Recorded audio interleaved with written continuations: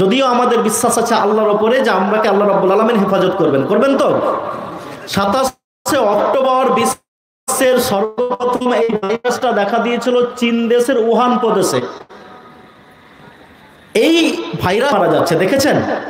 চীন থেকে রিপোর্ট আসছে যে উইঘুর মুসলিম যাদের উপরে নির্যাতন করা হচ্ছিল এতদিন, ওই সব মুসলিমদেরকে এই ভাইরাসটা অ্যাটাক করতে পারেনি। বলেন আলহামদুলিল্লাহ।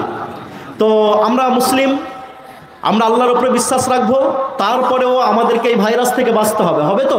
রাসূলুল্লাহ সাল্লাল্লাহু আলাইহি সাল্লামকে বলছেন, আল্লাহ রাসূল বললেন তোমরা আল্লাহর উপরে বিশ্বাস রাখো, তাওয়াক্কালতু আলাল্লাহ, আল্লাহর উপরে বিশ্বাস রাখো। সাহাবীরা বললেন আল্লাহ রাসূল আমার হাতে একটা উট আছে, আমি নামাজ পড়বো, তা আমি তো আল্লাহর উপরে বিশ্বাস রাখি, আমি উটটাকে ছেড়ে দিচ্ছি। আল্লাহ রাসূল বললেন উটটাকে দড়ি দিয়ে বেঁধে দাও, তারপরে বিশ্বাস করো আল্লাহর উপরে। মানে বাধাও লাগবে, বিশ্বাস করাও লাগবে। তো এই যে করোনা ভাইরাস অ্যাটাক করছে, এখান থেকে আমাদেরকে বাঁচাও লাগবে, আর বিশ্বাস কার উপরে রাখতে হবে? কার উপরে? আল্লাহর উপরে। আজকে নিউজ দেখেছেন করোনা ভাইরাসের জন্য যে তওয়াফ কোনোদিন বন্ধ হয় না কাবা শরীফের মাটিতে, এখন বন্ধ করে রাখা হয়েছে কিছুদিনের জন্য। যদিও লোকাল লোকগুলো ঘুরছেন, আল্লাহ রাব্বুল আলামিন একটা পাখি পাঠিয়েছেন, দেখেছেন? সোশ্যাল মিডিয়ার যুগ, দেখেছেন? পাখি পাঠিয়েছেন, আবার সেই তওয়াফ করছে। আল্লাহ তার কাজ যাকে দিয়ে হোক তুলে নেবেন, আমাদের ঘাবড়ানোর কিছু নেই। যেই কথাটি বলছিলাম, আমরা মুসলিমরা ঘুমিয়ে গেছি, আমাদের হাত থেকে ঘড়ি গেছে, গাড়ি গেছে, বাড়ি গেছে, টাকা গেছে, সমস্ত কিছু চলে গেছে। আর যদি আজকের দিনেও না আপনি জেগে উঠেন, তাহলে আপনি বাঁচবেন কি বাঁচবেন না এটা কেউ হলফ করে বলতে পারবেন না। পারবেন? পারবেন? আমি ওপেন জালসা থেকে বলছি যে আমরা এখানে কেউ হাত বাঁধি, কেউ এখানে বাঁধি, কেউ এখানে বাঁধি না। এটা আমাদের ঝগড়া হচ্ছে আউয়াল উত্তমের ঝগড়া। এটা নামাজ হবে কি হবে না এর ঝগড়া নয়। কেউ যদি হাত ছেড়েও নামাজ পড়ে তারও নামাজ হবে, এটা বাঁধাটা ফরজ নয়। কেউ এখানে বাঁধছে তারও নামাজ হবে, কেউ এখানে বাঁধছে তারও নামাজ হবে, কেউ যদি এখানে বাঁধে তারও নামাজ হবে। আমরা এটা নিয়ে মাতামাতি করলাম, এটা নিয়ে আমরা ফতোয়া ফারাইজ শুরু করলাম। আমি বলতে চাই, হাতটা এখানে বাঁধবেন না, এখানে বাঁধবেন না, এখানে বাঁধবেন, এটা আমরা মসজিদ মাদ্রাসাতে বসে সলভ করব, সমাধান করব। আপনার হাতটাই তো থাকছে না আজকের দিন, আপনি হাতটা বাঁধবেন কোথায়? এটা নিয়ে আমাদের ভাবার দরকার আছে কি নেই? আছে কি নেই? আছে। আমাদেরকে ভাবতে হবে বন্ধু, আমাদের ভিতরে যে ছোট্ট ছোট্ট ভুলগুলো আছে, এগুলো আমাদেরকে ঝেড়ে ফেলে দিতে হবে। ব্রড জিনিসের জন্য, বড় চিন্তা ভাবনার জন্য একে অপরের সাথে আমাদের কাঁধে কাঁধ মিলিয়ে কাজ করতে হবে। আমরা করব তো? ইনশাল্লাহ রাজি আছি তো? ইনশাল্লাহ। আজকে আমি গতকালকে জঙ্গিপুরেও বলেছি ওপেন, যে গোটা বিশ্বে ওয়ার্ল্ড হেলথ অর্গানাইজেশন করোনা ভাইরাসকে বিশ্বের মহামারী হিসাবে ঘোষণা করেছে। আমি সেদিন কালকে বলেছিলাম যে শুধু ভাইরাস একটা নয়, আমাদের ভারতে আরেকটা ভাইরাস দেখা দিয়েছে। সেই ভাইরাসের নাম কেউ বলতে পারবেন? পারবেন? একটা হচ্ছে করোনা ভাইরাস, আরেকটা হচ্ছে Modi Amit Shah virus. Corona virus মানুষ মারা যাচ্ছে, মোদি অমিত শাহ ভাইরাসে ও দিল্লিতে মানুষ মারা যাচ্ছে। যাচ্ছে কি যাচ্ছে না? যাচ্ছে কি যাচ্ছে না? বলতে হবে। যাচ্ছে তো? যাচ্ছে। এই দুই ভাইরাস থেকে আমাদেরকে বাঁচতে হবে। করোনা ভাইরাস থেকে আপনি বাঁচার জন্য লোকের কাছাকাছি ভিড়বেন না, বিজ্ঞানীরা এটা বলছেন। আর মোদি এবং অমিত শাহ ভাইরাস থেকে বাঁচার জন্য আমাদেরকে একটু লোকের কাছাকাছি হতে হবে, কাঁধে কাঁধ মিলাতে হবে। তাহলে আমরা দুটো ভাইরাসকে প্রতিরোধ করতে পারবো ইনশাল্লাহ। জানতে চান এই ভাইরাসগুলোর কাছে যে 24শে ফেব্রুয়ারি যেটা দিল্লির মাটিতে ঘটে গেছে, এটা কি? আপনি জানতে চান সেই লোকগুলোর কাছে যারা আজকে দিল্লির মসনদে বসে আছেন, যে 24শে ফেব্রুয়ারি দিল্লির মাটিতে যে রক্তের বন্যা বয়ে গেল, হিন্দু মরেছে না মুসলিম মরেছে ওইটা বড় কথা নয়। মানুষ মরেছে, মানবতা কাঁদছে। ছেলে মরেছে, বাবা কাঁদছে, বাবা মরেছে, ছেলে কাঁদছে, বউ মরেছে, স্ত্রী কাঁদছে, স্ত্রী মরেছে, স্বামী কাঁদছে। এই দিক দিয়ে প্রশ্ন আপনারা করুন, উত্তরগুলো পেয়ে যাবেন। আপনারা কি বলছি, আওয়াজ তুলুন, প্রতিবাদের জায়গাতে আসুন। এবং মুহাম্মদ রাসূলুল্লাহ সাল্লাল্লাহু আলাইহি সাল্লাম যখন চেয়েছিলেন, যখন লোকদেরকে বললেন যে তোমরা ইসলামের দিকে আসো, তখন এই আওয়াজটা তুলেছিলেন যে এতদিন ধরে একটা গাধাকে কেন্দ্র করে কেন যুদ্ধ হবে? কাবা শরীফের পাথর হাজরে আসওয়াদ রাখা নিয়ে কেন রক্তক্ষয়ী যুদ্ধ হবে? একজন ইয়াতিম ছেলের সম্পদকে ভক্ষণ করা নিয়ে কেন যুদ্ধ হবে? তাই তিনি চেয়েছিলেন এই যুদ্ধ আমরা চাই না, একটা শান্তির সমাজ মানুষকে দিতে চেয়েছিলেন। সেটা তিনি পেরেছেন কি পারেননি? মাত্র 23 বছরের জীবনীতে সেটা তিনি পেরেছিলেন। আজকে আওয়াজটা যদি আপনি নিয়ে আসেন, মানুষের ভিতরে একটা পরিবর্তন নিয়ে আসুন। মুহাম্মদ রাসূলুল্লাহ সাল্লাল্লাহু আলাইহি সাল্লাম এমন একটা পরিবর্তন নিয়ে আসছেন, আবু বকর খেয়ে ফেললেন একটা মাল, জানতে পারলেন যে এই মালটা আমার জন্য খাওয়া ঠিক হয়নি, সঙ্গে সঙ্গে মুখের ভিতরে হাত ভরে বমি করেছিলেন। গোলাম বলেছিলেন, হে আবু বকর, আপনি তো খেয়ে ফেলেছেন, কেন বমি করছেন? সেদিন আবু বকর বলেছিলেন, এই মালটা আমার জন্য উপযুক্ত নয়, এই মাল আমি খেতে পারি না, ভক্ষণ করতে পারি না, তাই তিনি সেটাকে বমি করেছিলেন। এই সমাজটা তিনি আনতে চেয়েছিলেন। উমর রাস্তা দিয়ে যাচ্ছেন, মরুভূমির প্রান্তর, একটাও লোক নেই, সঙ্গে একটা রাখাল, সামান্য কিছু ছাগল নিয়ে সেই রাখালটা মরুভূমির ভিতরে বিচরণ করছে। উমর বললেন সেই ছেলেটাকে ডেকে, বাবা এইদিকে এসো তো, এইদিকে এসো। ছেলেটা তার কাছে এলো। আসার পর উমর বলছেন, তুমি কি আমাকে চিনো? বললেন, না, আপনাকে আমি চিনি না। বললেন, এই ছাগল দেখছো না, তোমার সামনে যেই ছাগলটা আছে, বয়স 8 মাস, দেখতে খুব সুন্দর, ওই ছাগলটা আমাকে 50 দিরহামে বিক্রি করে দাও না। সেই রাখালটা বলল, ছাগলগুলোকে আমি বিক্রি করতে পারি না। কেন পারবে না? এই জন্য পারি না যে ছাগলগুলো আমার নয়। উমর বললেন, তুমি তোমার একটা ছাগল আমাকে 50 দিরহামে দিয়ে দাও। তোমার মালিক যখন জিজ্ঞেস করবে যে ছাগলটা কোথায়, তুমি বলবে যে একটা ছাগলকে বাঘে খেয়ে নিয়েছে। সেই রাখাল উত্তর দিয়ে বলেছিল, আপনি এই কথা আমাকে বলেন, আমার মালিক দেখতে পান না? আমার মালিককে যদি আমি বলি যে আমার একটা ছাগলের বাচ্চাকে বাঘে খেয়েছে, তিনি বিশ্বাস করবেন। কিন্তু এই মরুভূমির প্রান্তে যেখানে আপনি ওইখানে দাঁড়িয়ে আছেন, আর আমি এখানে আপনার সঙ্গে কথা বলছি, কোনো মানুষ নেই, জন নেই, সাক্ষী নেই, ক্যামেরা নেই, কোনো লেখালেখির ব্যাপার নেই। কিন্তু জানেন কি, এই খোলা আকাশের নিচে আমাকে দেখার জন্য একজন আল্লাহ রব্বুল আলামিন সর্বদা নিয়োজিত আছেন। আল্লাহকে আমি ফাঁকি দিতে পারবো না। উমর চোখের পানি ফেললেন, মদিনাতে গেলেন, ডাকলেন লোক সকলকে, বললেন, দেখো মুহাম্মদুর রাসূলুল্লাহ সাল্লাল্লাহু আলাইহি সাল্লাম যে মিশনটা নিয়ে এসেছিলেন, নিজের চোখে দেখে গেছিলেন, সফলতা পেয়েছিলেন। আমিও উমর, আমাকে তোমরা আমিরুল মুমিনিন, বিশ্বজাহানের দ্বিতীয় খলিফা নিয়োজিত করেছো, আমি তোমাদের খলিফা। আজকে মরুভূমির প্রান্তে একজন রাখাল যে উত্তরটা দিয়েছে, আমি মদিনাতে দাঁড়িয়ে ঘোষণা দিচ্ছি, এই সমাজটা দেখার জন্য আমি তৈরি ছিলাম। নারে তাকবীর। এই রকম সমাজ আপনাকে নিয়ে আসতে হবে। আপনাকে দায়িত্ব দেওয়া হলো, আপনি লক্ষ কোটি টাকা খেয়ে নিলেন, এই সমাজের জন্য নয়। আমাদের ব্রাজুল ভাই আছেন, বেরাজুল ইসলাম ভাই আছেন, তার সম্পর্কে আমি অনেক কিছু জানি। তিনি কিরকমভাবে চালাচ্ছেন সেটাও জানি। সৎ হন, সফলতা পাবেন, আল্লাহর কাছে পাবেন। চাইতে হলে আল্লাহর কাছে চান। 100 বিঘা জমি আছে, ব্যাংকে 1 কোটি টাকা আছে, 4টে-5টে গাড়ি আছে। যদি এনআরসির আওতায় আপনি ফেসে যান, এনআরসিতে যদি আপনার নামটা না আসে, টাকাগুলো আপনার থাকবে? থাকবে? গাড়িগুলো থাকবে? জমিগুলো থাকবে? থাকবে না। তাহলে এই দুনিয়াতেই তো আপনারা জিরো হয়ে যাচ্ছেন, আমরা জিরো হয়ে যাচ্ছি। আমাদেরকে একটু চোখ কান খুলে একটু দেখতে হবে। ওই রকম ভাবে জেগে জেগে ঘুমালে হবে না ভাই। একজন মুসলিম স্বাধীনতার পর থেকে আপনি আমাকে দেখান যে একজন মুসলিম হাজার হাজার লক্ষ কোটি টাকা নিয়ে এই দেশ থেকে পালিয়েছে। একজন মুসলিমকে আপনি পাবেন না, বরঞ্চ আপনি ওই প্রেসিডেন্টকে পাবেন যিনি এই ভারতের শিক্ষা খাতে এবং স্বাস্থ্য খাতে 56,000 কোটি টাকা দান করেছে। নারে তাকবীর। কত বললাম? 56,000 কোটি টাকা। আমরা দেখেছি হায়দ্রাবাদের সেই নিজামকে, যিনি ভারতের যখন কোষাগারে ঘাটতি পড়েছিল, টাকা নেই, টাকা জুটছে না, সেই সময়তে তিনি 5 টন সোনা দান করেছিলেন। কত বললাম?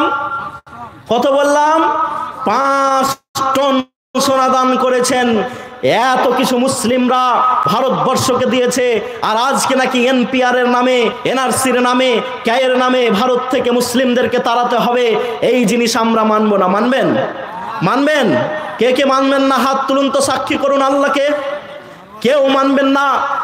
আমাদের দেশের স্বরাষ্ট্রমন্ত্রী বলেছিলেন, আমরা 1 ইঞ্চি পিছনে হটবো না। গত 4 দিন আগে আমরা দেখলাম রাজ্যসভাতে যখন তিনি ভাষণ দিচ্ছেন 4 ইঞ্চি নয় 400 মাইল পিছনে হটেছেন। শুনেননি ভাষণটা আপনারা? শুনেন নাই?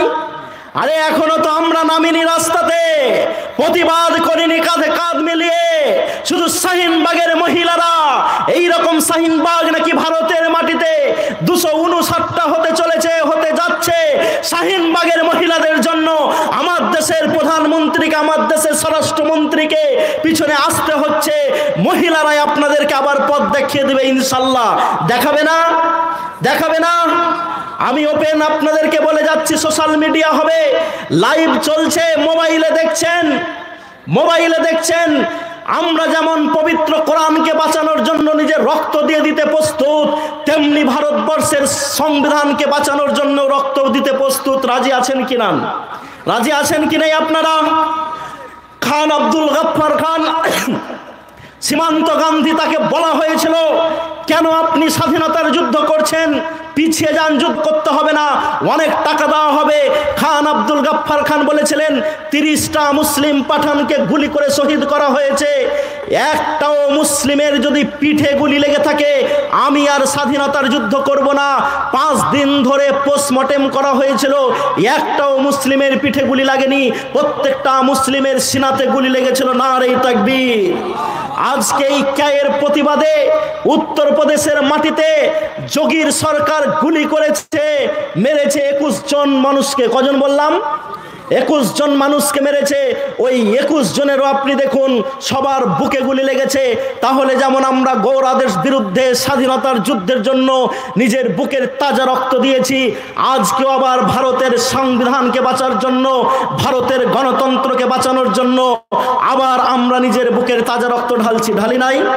ঢালি নাই? প্রমাণ হয়ে গেছে।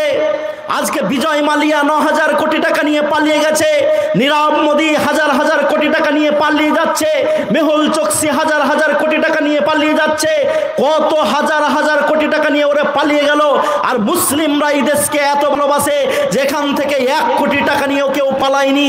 একটা লোকের নাম বলুন, আমি মাথা নত করে আপনার কাছ থেকে মেনে নেব।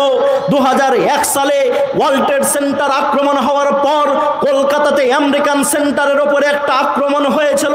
আমাদের এখানকার একজন মাস্টার মশাইকে এসে বলেছিলেন গোয়েন্দা বিভাগের লোক যে আপনার ছেলের নাম, আমরা এই যে দুর্ঘটনাটা ঘটেছে কলকাতার মাটিতে আপনার ছেলের নাম আসছে, গন্ধ পাচ্ছি।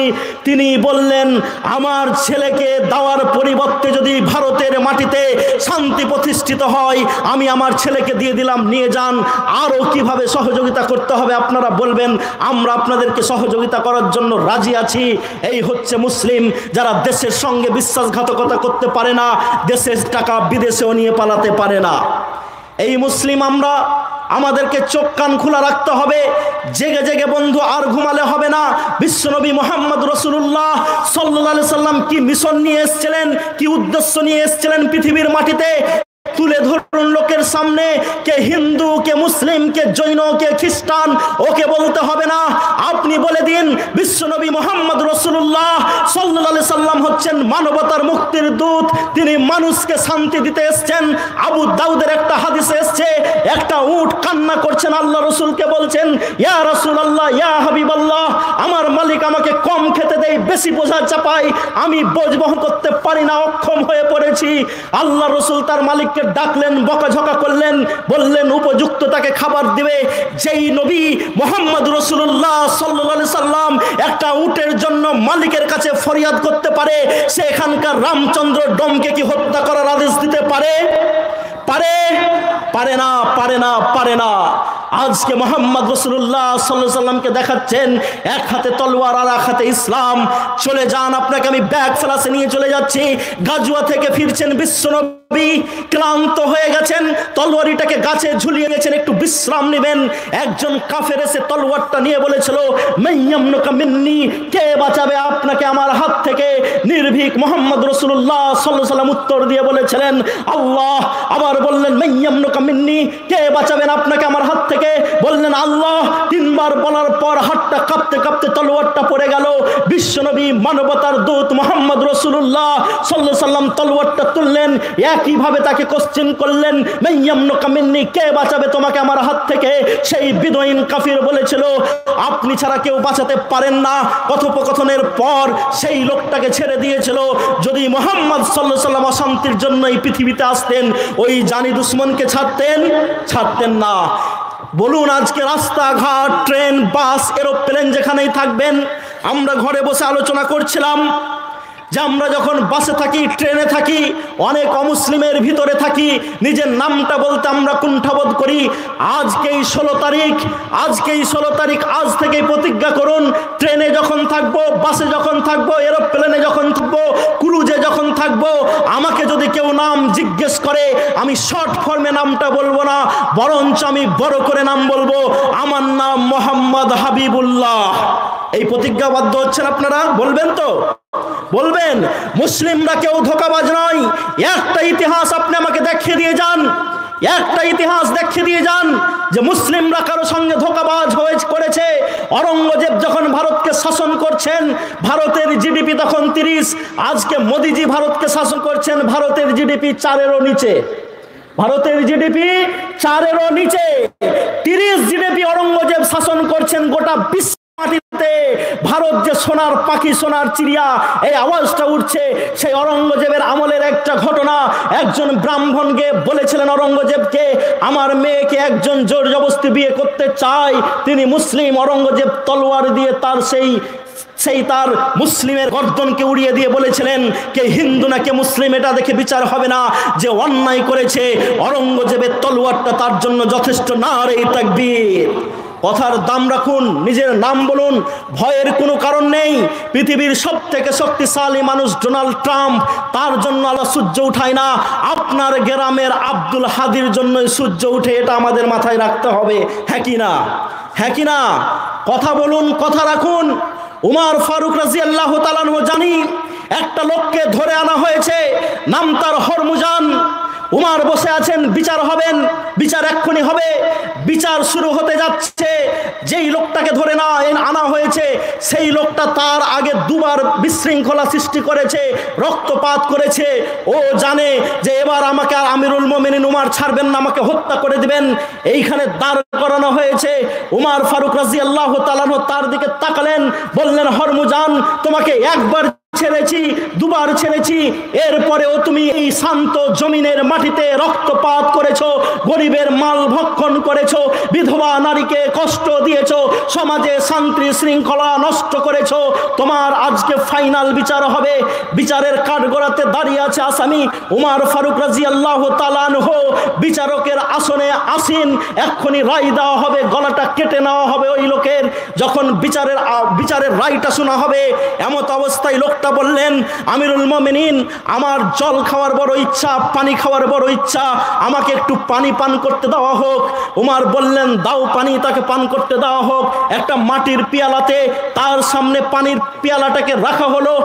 পেয়ালাটাকে যখন দেওয়া হলো, হাতে পেয়ালাটা ধরেছে, থরথর করে কাঁপছে।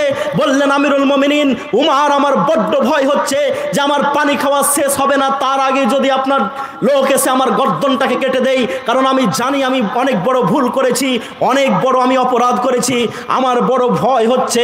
একটু যদি আপনি আমাকে অভয় দেন আর বলেন যতক্ষণ না আমি পানি পান করছি ততক্ষণ শাস্তিটা আমার উপরে বর্তাবে না।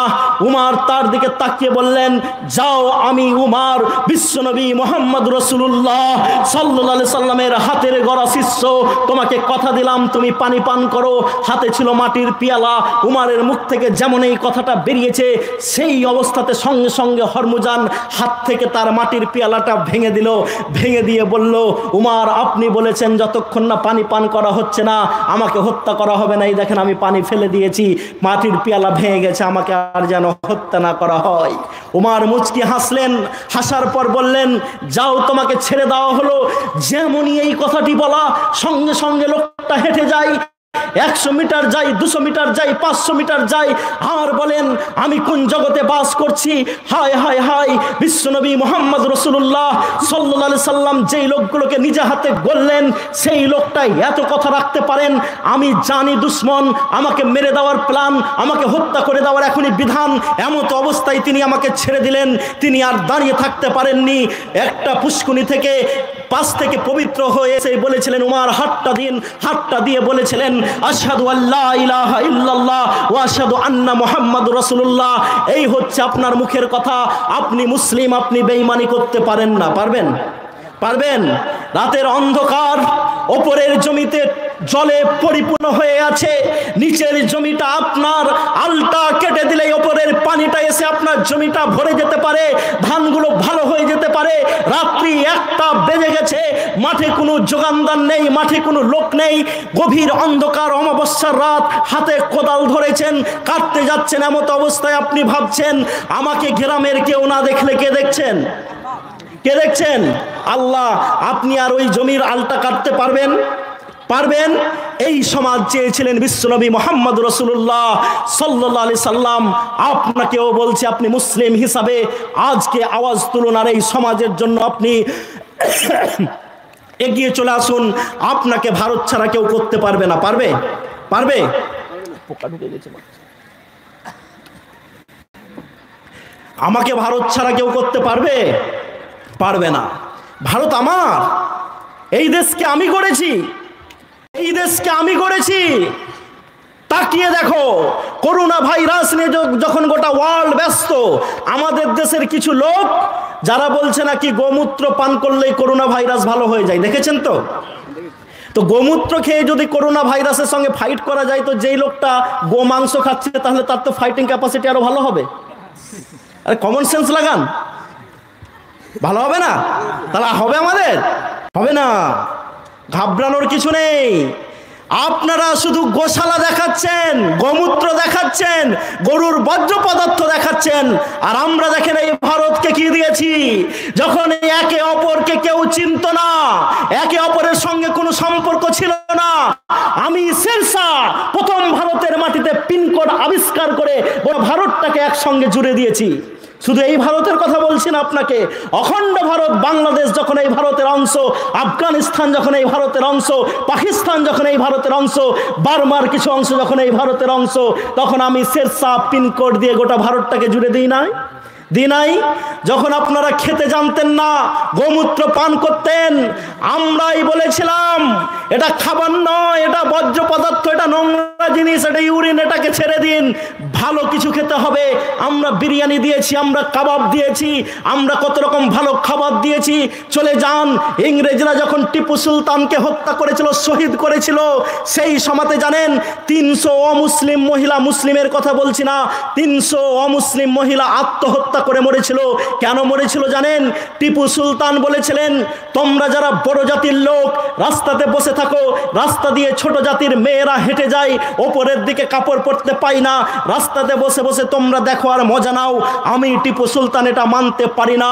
নিচু জাতের মহিলাদেরকে ওপরে কাপড় পরার তিনি বিধান দিয়েছিলেন, তাদেরকে তিনি অনুমতি দিয়েছিলেন। তাই যখন তাকে শহীদ করা হচ্ছে, 300 অমুসলিম মহিলা আত্মহত্যা করে মরেছিল। আমরা কাপড় দিয়েছি, আমরা খাবার দিয়েছি, আমরা পিনকোড দিয়েছি, আমরা ভারতবর্ষকে জোড়ার জন্য গ্র্যান্ড ট্রাঙ্ক রোড দিয়েছি।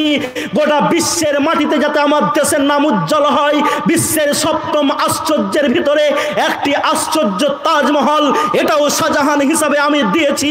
আর আজকে নাকি আজকে আমাকে পিয়ার করা হবে, এনআরসি করা হবে, ক্যা করা হবে। আরে হাবিবুল্লাহর যদি আধার কার্ড দেখতে হয়, দিল্লির জামে মসজিদকে দেখে নাও। হাবিবুল্লাহর যদি ভোটার কার্ড দেখতে হয়, আগ্রার তাজমহলকে দেখে নাও। হাবিবুল্লাহর যদি রেশন কার্ড দেখতে হয়, দিল্লির লাল কেল্লাকে দেখে নাও। আমার বার্থ সার্টিফিকেট যদি চাওয়া হয়, দিল্লির জামে মসজিদের প্রত্যেকটা সিঁড়িকে জিজ্ঞেস করো, ও উত্তর দিবে যে হাবিবুল্লাহ ভারতের নাগরিক, ভারতের নাগরিক, ভারতের নাগরিক, নারে তাকবীর। সুতরাং এই ভারত থেকে কেউ আমাকে তাড়াতে পারবে না। পারবে? পারবে না। আমার রক্ত মিশে আছে। আমি দায়িত্ব নিয়ে বলছি, হাতে একটা কোদাল নিন, রাস্তাতে বেরিয়ে পড়ুন। হাতে একটা কোদাল নিন, রাস্তাতে বেরিয়ে পড়ুন, ভারতের মাটি খুঁড়তে শুরু করুন। আজও যদি কোনো রক্ত ফুয়ারা দিয়ে তাজা রক্ত বেরিয়ে আসে, সেটা হবে কোনো মুসলিম শহীদের লাশ। নারে তাকবীর। যারা শহীদ হয় তারা মারা যায়? মারা যান না। উমারের জামানাতে একটা জায়গা খনন করা হচ্ছিল, একটা লাশ উঠে এলো। সেই লাশটাকে যখন তোলা হচ্ছে, লাশটা এইরকম গালে হাত দিয়ে আছে।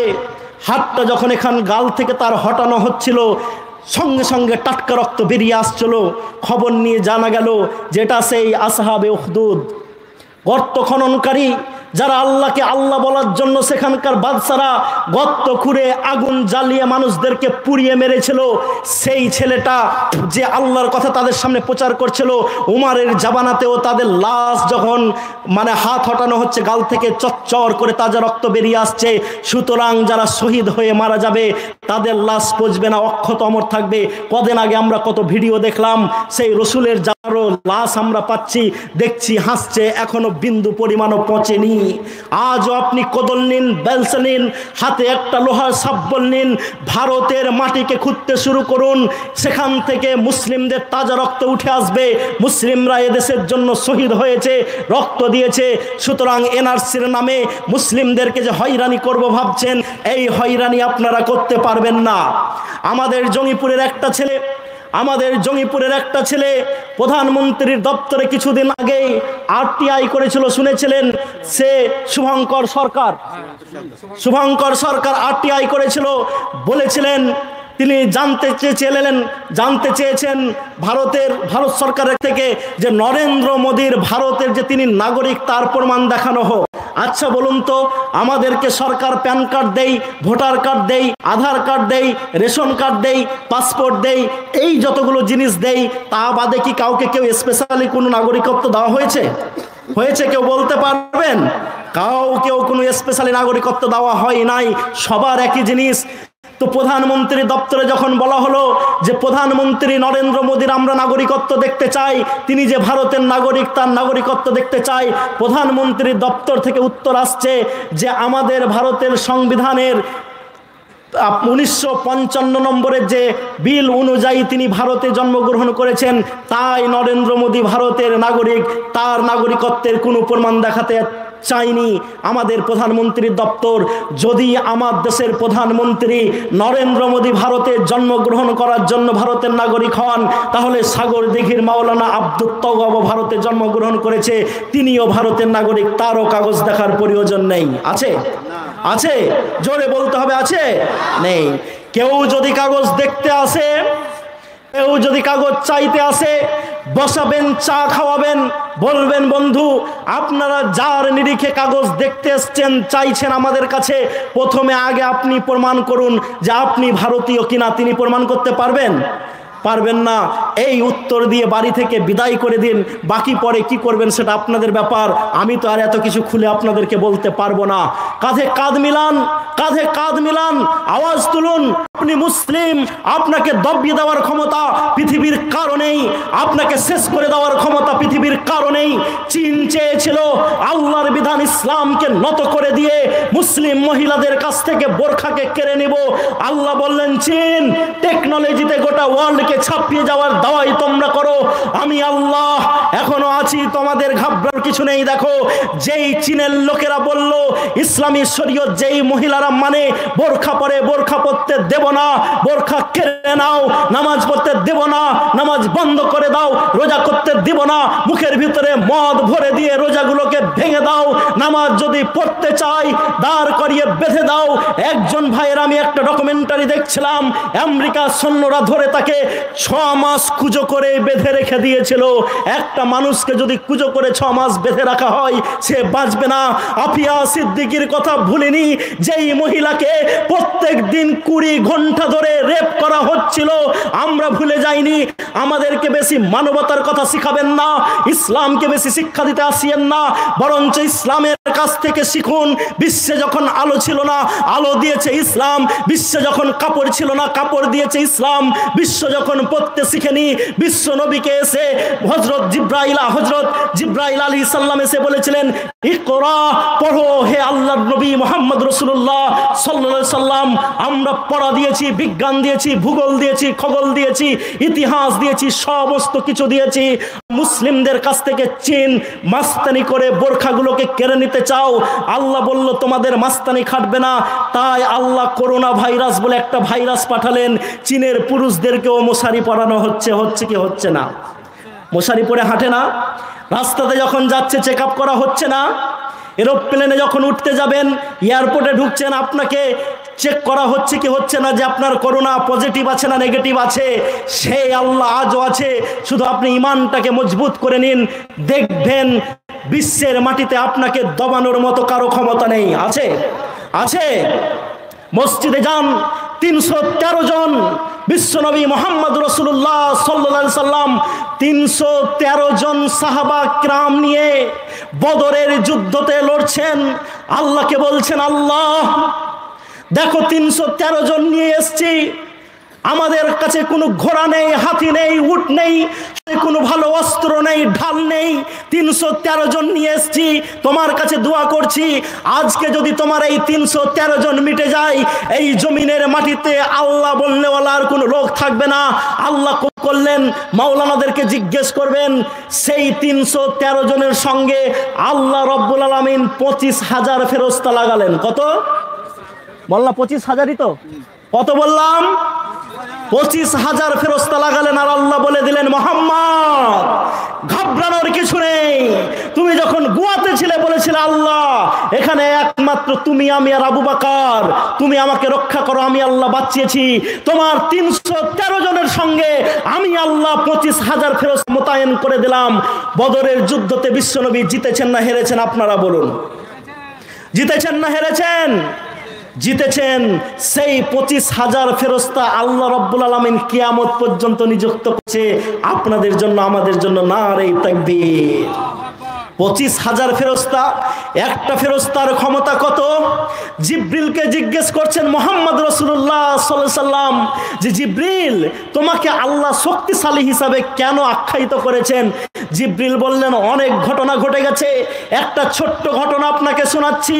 আল্লাহ আমাকে বলেছিলেন, জিব্রিল যাও পৃথিবীর মাটিতে, ওইখানকার লোকেরা আল্লাহর সঙ্গে বেয়াদবি করেছে, আল্লাহর হুকুম মানে না, জায়গাটাকে ধ্বংস করে দাও। আজকেও আপনাকে আমি বলছি, সাগরদিঘির মুসলিমদেরকে, সাগরদিঘির মহিলাদেরকে, আমরা নামাজ পড়ি না তারপরেও আল্লাহ খেতে দেন, আমরা রোজা করি না তারপরেও আল্লাহ খেতে দেন, আমরা বাবা মায়ের সম্মান করি না তারপরেও আল্লাহ খেতে দেন, আমরা আল্লাহকে আল্লাহ বলে মানি না তারপরেও আমাদের মাটিগুলোকে তুলে আল্লাহ ধ্বংস করে দেন না। কেন করে দেন না? বিশ্বনবী মুহাম্মদ রাসূলুল্লাহ সাল্লাল্লাহু আলাইহি সাল্লাম দোয়া করেছিলেন আল্লাহর কাছে, আল্লাহ আমার উম্মতেরা বড় কমজোর, তুমি একসঙ্গে আমার উম্মতকে ধ্বংস করে দিবে না। যদি আল্লাহ রসুলের এই দোয়াটা আল্লাহ কবুল না করতেন, তাহলে আজকে আমরা এই মাটিতে চলতে পারতাম না। পারতাম? ইলেকট্রিক মিটার লাগিয়েছেন বাড়িতে বন্ধু, বিল আসছে 3 মাস পর, বিল যদি না দেন মিটারটা থাকবে? শুধু মিটারটাই যাবে না, আপনার নামে একটা কেসও হবে। ফ্রিতে আল্লাহর দেওয়া সূর্য কতদিন ধরে ব্যবহার করছেন? কেউ বিল দিয়েছেন? বিল দেননি।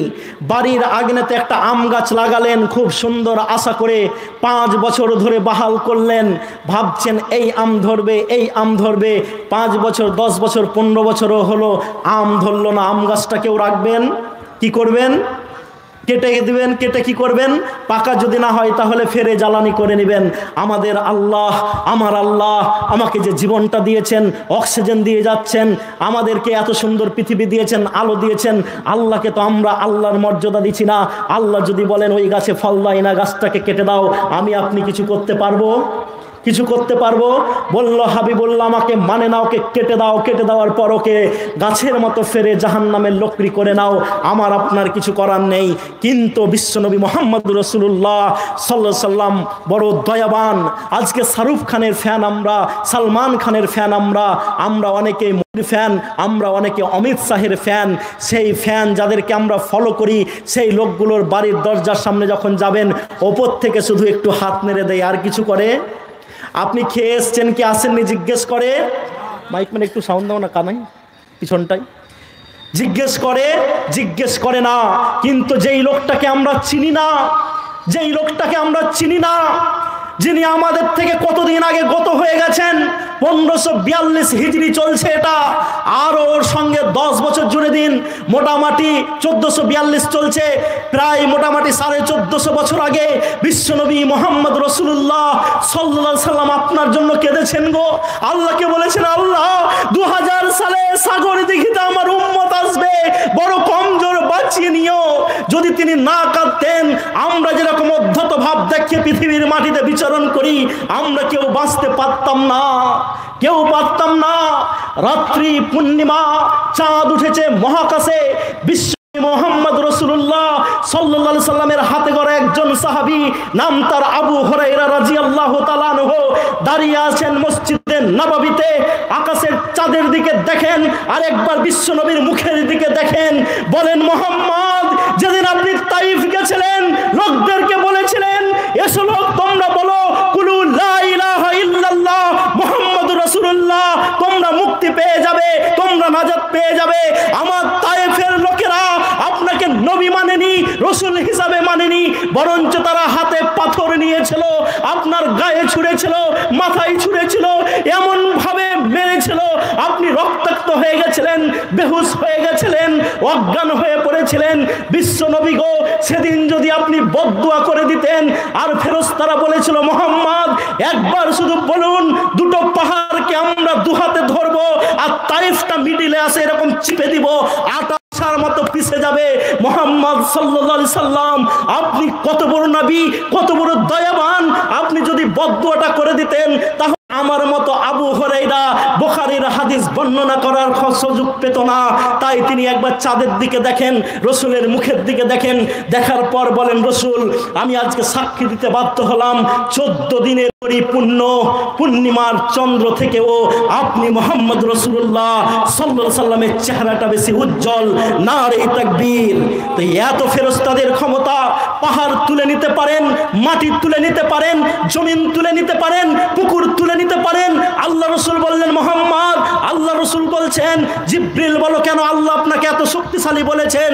তখন জিবরিল বললেন, আমি পৃথিবীর মাটিতে এলাম, আসার পর ওইখানকার একটা বড় বাসীকে, কয়েকশো গ্রাম ছিল, কয়েকটা বড় শহর ছিল, নদী ছিল, নালা ছিল, পানি ছিল, সেই পুরো জায়গাটাকে জিবরিল আমি এক হাতে তুললাম।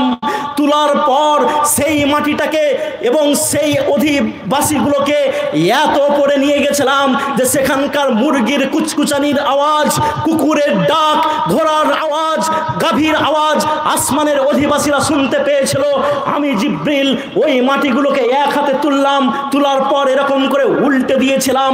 একজন জিবরিলের যদি এত ক্ষমতা হয়, তাহলে 25,000 ফেরেশতা আপনার জন্য নিয়োজিত আছে, তাদের ক্ষমতা আছে কি নাই? আছে কি নাই? আছে বন্ধু। শুধু আমাদেরকে একটু ঈমানটাকে মজবুত করে নিতে হবে, তাহলেই দেখবেন আমাদেরকে কেউ পিছনে হতে পারবে না, ইনশাআল্লাহ। পারবে?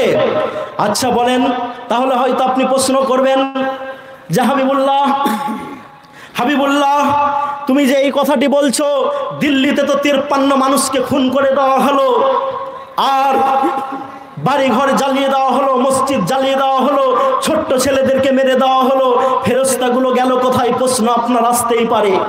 বন্ধু, আপনাকে আমি বলে যাচ্ছি, কিছু মুসলিম মরছে, মরতে দিন, অসুবিধা নেই। কিছু মা বিধবা হচ্ছে, দেন, অসুবিধা নেই। আওয়াজ না তোলার জন্য আপনাকে বলছি না, আওয়াজ যদি না তুলুন আরো বেশি মরতে হবে।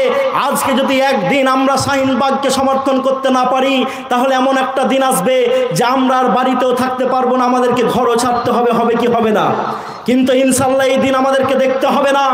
আজকে আমরা প্রমাণ করে দিয়েছি, যেই লোকটা 1 ইঞ্চি জায়গা ছাড়তে চাইছিল না, তাকে আমরা 100 মাইল পিছনে হটিয়ে দিয়েছি এবং ঘোষণা দিতে বাধ্য করেছি যে এনপিআরে কোনো মানুষের কাছ থেকে জোর করে কোনো কাগজ চাওয়া হবে না, এবং এনপিআর হওয়ার ফলে কোনো মানুষের ভোটার আইডির সামনে বা তার কোনো আইডির সামনে ডি লেখা হবে না, ডাউটফুল লেখা হবে না। বলেন আলহামদুলিল্লাহ। শাহিনবাগের মহিলারা করে দেখিয়েছে, সাগরদিঘির মহিলারা আপনাদেরকে বলবো, দোয়া করুন, আপনারা দোয়া করুন, আপনার দোয়া আল্লাহর আরশ পর্যন্ত কাঁপিয়ে দিতে পারে। উম্মে আম্মারাকে দেখেছি উহুদের যুদ্ধে বিশ্বনবী সাল্লাল্লাহু আলাইহি সাল্লাম নিজে বলছেন, মুসলমানরা যখন এদিক ওদিক ছড়াছড়ি করে এদিক ওদিক চলে গেছিল, রসুলের কাছাকাছি কেউ ছিল না, রসুলের দাঁত ভাঙা হয়েছিল, তখন আমরা দেখেছিলাম তালহা বলেছিলেন, হে বিশ্বনবী আমি আপনাকে বলছি, নাফসিলে নাফসিকাল ফিদাও ওয়া ওয়াজহিলে ওয়াজহিকাল বিকাও, মুখ আপনি বার করবেন না, আপনার শরীরের পরিবর্তে আমার শরীরটা কুরবানি হোক, আপনার শরীরের ঢাল হিসাবে আমার শরীরটাকে ঢাল করা হোক। যখন পরে দেখা হয়েছিল কতগুলো বল্লমের দাগ, কতগুলো তলোয়ারের দাগ, কতগুলো তীরের দাগ, ইতিহাস তুলবেন দেখে নেবেন। সেই যুদ্ধের বর্ণনা দিতে গিয়ে বিশ্বনবী বলছেন, আমি যখন সামনে দেখছি তখন একজন মহিলা, নাম তার উম্মে আম্মারা, ডানে যখন দেখছি একজন মহিলা, নাম তার উম্মে আম্মারা, বামে যখন দেখছি একজন মহিলা, নাম তার উম্মে আম্মারা, পিছনে যখন দেখছি একজন মহিলা, নাম তার উম্মে আম্মারা। নারে তাকবীর!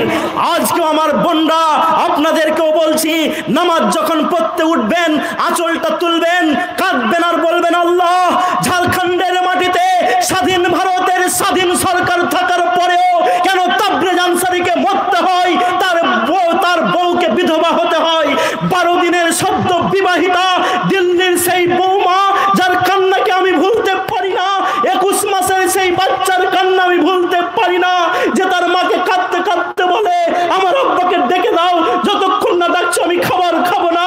মা কাঁদতে কাঁদতে চোখের পানিগুলোকে লুকিয়ে নিয়ে বলে, তোমার আব্বা রিক্সা চালাতে গেছে, আসবে, তারপরে তোমাকে কোলে নিয়ে খাওয়াবে। সেই ছেলে জানে না যে আর আসবে না। ওই ছেলের জন্য আপনাকে আমি দোয়া করতে বলছি, যদি আপনি দোয়া করেন আপনার ঘরেও মাছ এবং মুওয়াজ তৈরি হবে ইনশাআল্লাহ। নারে তাকবীর! আর এই মাছ আর মুওয়াজ যদি তৈরি হয়, 12 দিনের আর কোনো বউকে, সদ্য বিবাহিতা বউকে আর বিধবা হতে হবে না। নারে তাকবীর! আপনি শুধু আওয়াজ তুলুন, কে হটিয়ে দিবে আপনাকে? মোদি এবং অমিত শাহ। ফেরাউনও করেছিল এনআরসি, বলেছিল বের করে দাও মুসাকে, আর দাওয়াত করেছিল পৃথিবীতে এমন একটাই লোক, একটাই, অনলি 1%, আনা রব্বুকুমুল আলা, আমি হচ্ছে সব থেকে বড় প্রভু। সে আল্লাহ, যে আল্লাহ ফেরাউনকে নদীতে ডুবিয়ে কাদা খাইয়ে মেরেছেন, সে আল্লাহ আজকে আছে কি নেই আপনাদেরকে বলতে হবে। আল্লাহ এই দুটোকে পারবেন না, এই ভাইরাস দুটোকে কাদা খাওয়াতে? শুধু আমাদের ইমানের পরীক্ষা নিচ্ছেন, আমাদের ধৈর্যের পরীক্ষা নিচ্ছেন। কিছু লোক মরেছে, মরতে দিন। ইসলাম জিন্দা হতা হয় হর কারবালা কে বাদ। রক্তক্ষয়ী কিছু হবে, ইসলাম জিন্দা হবে। কিছু মুসলিমকে কেউ মেরে দিতে পারে, কিন্তু ইসলামকে কেউ দাবিয়ে রাখতে পারে না। ইনশাল্লাহ পারে, পারে। ওয়ার্ল্ড ট্রেড সেন্টার ভাঙলো 2011, 9/11। বুশ বলেছিল আমরা যুদ্ধ ঘোষণা করলাম ইসলাম সন্ত্রাসবাদের বিরুদ্ধে। আমেরিকার মানুষরা বলল, হোয়াট ইজ ইসলাম? ইসলামটা কি? কিউরিসিটি বেড়ে গেল, শুরু করলো, বললো ইসলাম এত সুন্দর জিনিস যে মাকে বলে মায়ের পায়ের নিচে জান্নাত।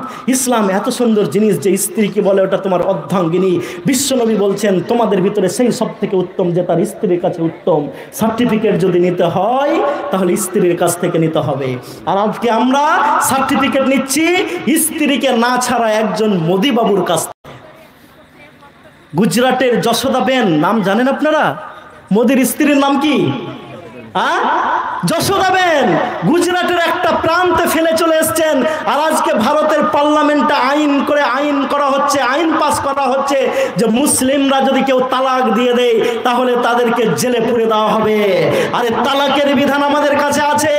114টি সূরা আল্লাহ রাব্বুল আলামিন আমাদেরকে গিফট করেছেন।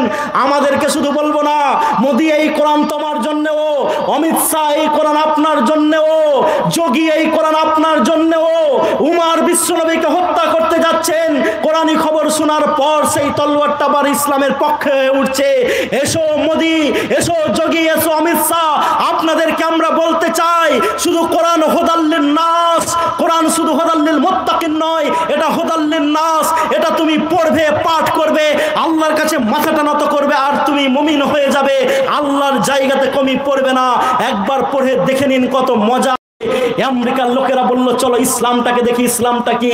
আজকের দিনে ঘোষণা করে বলা হচ্ছে আমেরিকার মাটিতে সব থেকে বেশি নতুন এই ধর্মটা গ্রহণ করা হচ্ছে, সেটা হচ্ছে ইসলাম। নারে তাকবীর! কেন? যদি 2001 সালের 9/11 না ঘটতো, দুটো স্বাধীন দেশ, সার্বভৌমত্ব দেশ আফগানিস্তান এবং ইরাক, এই দুটো দেশকে তারা বোমা মেরে মেরে খতম করে দিয়েছে, করে দেয় নাই? করে দেয় নাই? তারপরেও আশার আলো আপনাকে দিয়ে যাচ্ছি, তাবিজ যেমন পাড়া মাখায়, সেই তাবিজের পাড়ার মতো যদি ইমান থাকে আপনার, ইমানকে চকচকে করে দিয়ে চলে যাচ্ছি।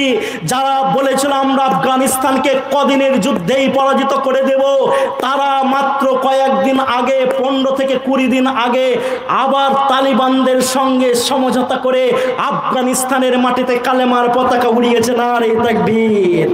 আজকে আফগানিস্তানের মাটিতে লা ইলাহা ইল্লাল্লাহ মুহাম্মদুর রাসূলুল্লাহর পতাকা উড়ছে পতপত করে। কি হয়েছে? আফিয়া সিদ্দিকাকে ধর্ষণ করেছেন, অনেক বাচ্চা ছেলেকে হত্যা করেছেন, আপনি মানবতাকে হত্যা করেছেন। কোরআন কি আপনি জানেন না? আল্লাহ বলেন মান কাতালা নাফসান বিগাইরি নাফসিন, যে কোনো মানুষকে হত্যা করলো, হত্যা ব্যতিরেকে, কেস ব্যতিরেকে, আল্লাহ বলছেন কান্নামা জামিয়ান নাস, সে যেন তামাম পৃথিবীর মানবতাকে হত্যা করে দিল। পড়ুন সেই 3 বছরের আব্দুল্লাহ, যার বাড়ির ওপরে বোমা ফেলা হয়েছে, বাবাকে শহীদ করা হয়েছে, দাদুকে মেরে দেওয়া হয়েছে, মাকে খতম করা হয়েছে, সহপাঠীর বনগুলোকে শেষ করা হয়েছে। কাঁদতে কাঁদতে সাংবাদিকদেরকে বলে আমার দাদুকে মারা হয়েছে, আব্বাকে মারা হয়েছে, মাকে মারা হয়েছে, আমি কিন্তু সব আল্লাহকে বলে দেব। কাকে বলে দেব বলেছে? কাঁদতে কাঁদতে বলেছে আমি সব আল্লাহকে বলে দেব। বিশ্বের 800 কোটি মানুষ, তোমরা যদি সেই আব্দুল্লাহর উপরে মায়া না দেখাও, তাহলে আল্লাহ তোমাদের উপরে করুণা পাঠাবে। পাঠাবে কি পাঠাবে না? আজকে করোনাতে নাকি বলছে 6 কোটি মানুষ মারা যাবে। আজকে করোনাতে নাকি একজন স্বপ্নের ব্যাখ্যা করতে গিয়ে বলেছিলেন 100 কোটি মানুষ মারা যাবে। মানেটা হচ্ছে এই যে 8 জনে 1 জন, আমরা ফ্যামিলিতে যদি 8 জন থাকি তাহলে কজন মারা যাব? 1 জন। এইরকম একটা মহামারী আসছে, আসবে না?